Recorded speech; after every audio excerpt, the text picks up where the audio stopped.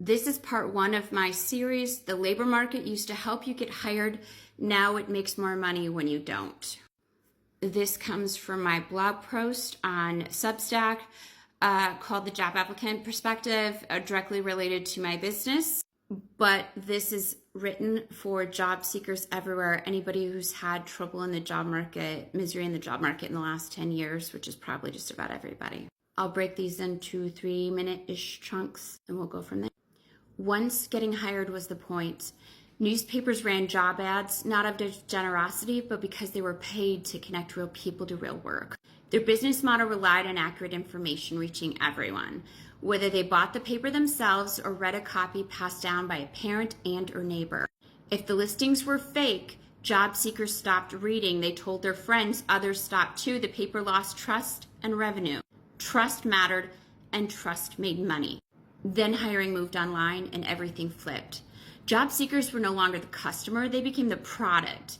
Their attention became unpaid fuel for a trillion-dollar industry, and platforms discovered something far more profitable than solving unemployment, prolonging it. A system that now profits from your struggle. Let's be blunt, major job platforms make more money the longer you stay unhired. Clicks, page views, premium post resume database access, they don't earn revenue by solving the problem. They earn revenue by keeping you engaged in the problem. And it works for either end of the market. Realistically, the labor market is the modern equivalent of the farming era's fields or the hunting era's forests. It's where you go to get access to food, shelter, healthcare, and hope for a better yield in the future. It is financial security and socioeconomic mobility. And when job seekers get desperate, engagement goes up. And when the product fails them, no one cares anymore. They have no friends and family to complain to, no shared network to stop reading the paper so the paper stops misbehaving.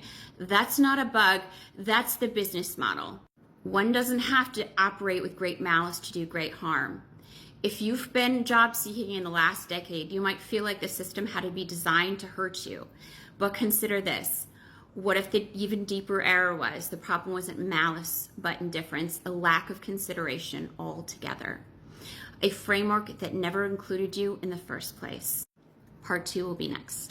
I am putting this on TikTok too because my blog is now being read by people from the New York Times, Radio Freakonomics, Wall Street Journal, Washington Post, a bunch of fancy people from like labor market economists from like Economic Policy Institute and Harvard and stuff like that. The goal is to drive traffic to this conversation. And the goal is to drive social respect. If you've been stuck in an endless loop of applications, ghosting, and urgent listings that went nowhere, this blog post, this series is for you. And if you're a recruiter or employer watching the signal to noise ratio collapse, this is for you too. And if you're a journalist, you're a policymaker, you're an economist wondering why hiring feels broken from every angle, this is for you. Please stay tuned for part 2.